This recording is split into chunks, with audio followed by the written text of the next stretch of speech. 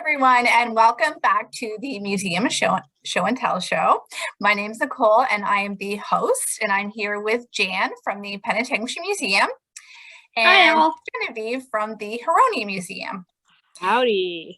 And in today's episode, Genevieve did challenge us to find something alcohol related or temperance related because supposedly January is dry January. I say that supposedly because I've never, participated in anything like that.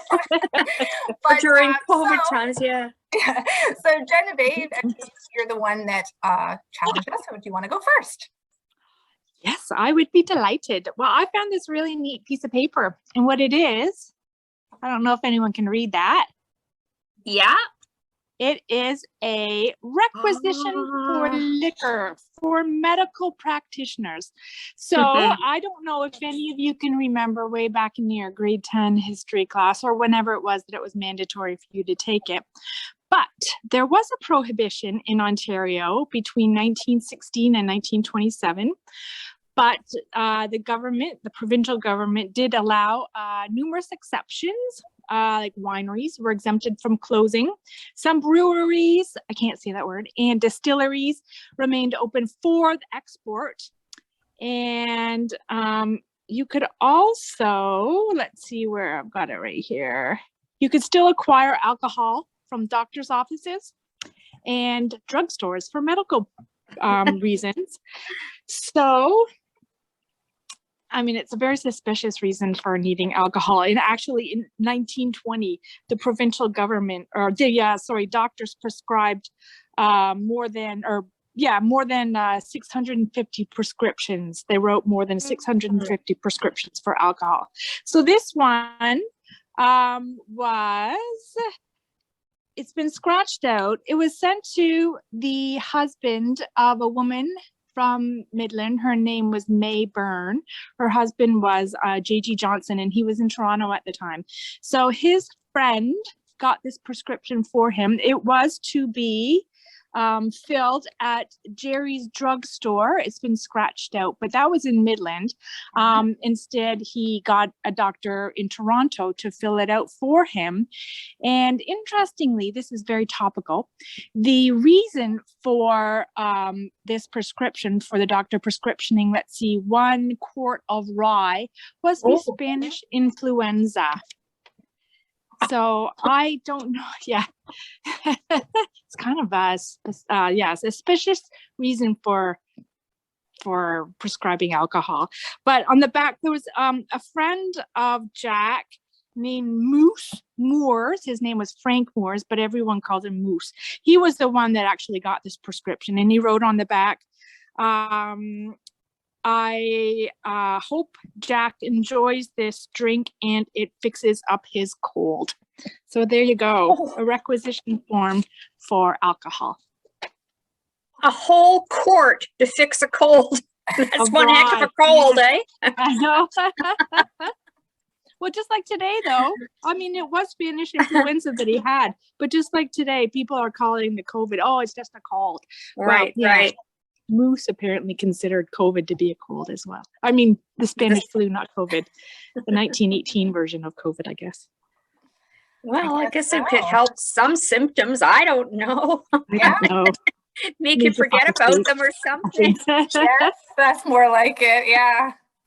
Well, remember how they used to, sorry, go ahead. How they used to rub whiskey or alcohol of some nature on babies' gums when they were teething. Poor little things who are becoming alcoholics at 6 months old.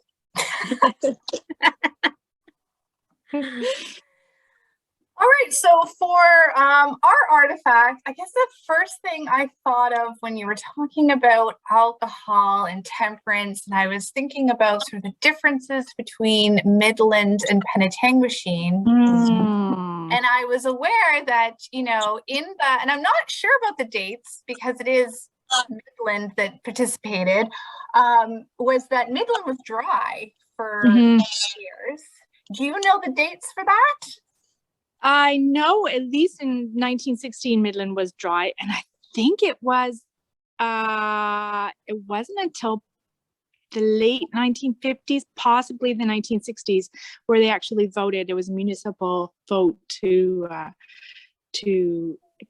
go wet, I guess you could call it. I can't remember the date though. I did look it up at one point, but I can't remember. Yeah, that's what I thought it was, like the Wow. 1960s. But I knew in the 1930s and 40s and 50s that if you wanted to get a drink in the area, you had to come to Penetanguishene, and the place to come to was the Hotel Brûlée. Ah, that's right. This picture was probably taken around the time that it was opened. It was opened in 1937. So we had many hotels earlier in the 1800s, but by the 1930s, we didn't have too many of them. We did have Canada House, and we then had the Hotel Brûlée, and you could get a room there, as well as you could get lunch for 50 cents or dinner for 75 cents. And it was known for the place to be, especially in the 40s and the 50s, and even in the 60s and 70s. Here's a picture of it a little bit later on, probably a little bit more similar to how people remember it looking. I do have a personal story about it, is that my grandparents actually were married and lived in Hamilton, Ontario. And when I first moved up here and started working here, they told me, oh, you know, we had our honeymoon. We took our honeymoon up to Midland and Penetanguishene, and we went to the Hotel Brûlée because that was the only place you could get a drink.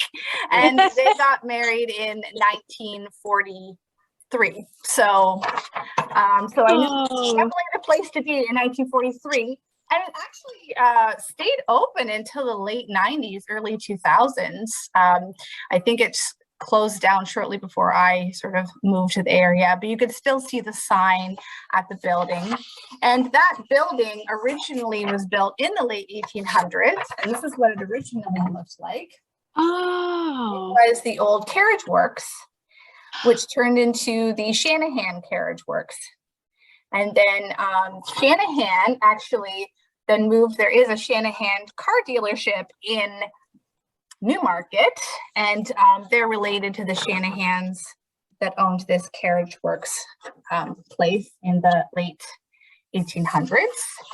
And but it was the actual Hotel Brûlée was originally the proprietor was Nap, which I'm sure was Napoleon Beauchamp, and he was a proprietor for over 50 years. He worked there, and then I think at the end it was owned by Larry Belil was the owner when it closed.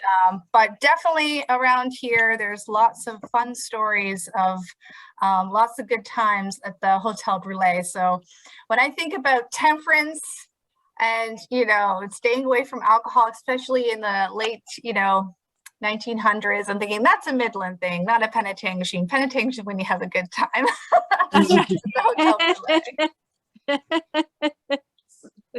So that is our, I guess we did pictures as artifacts in our collection for today.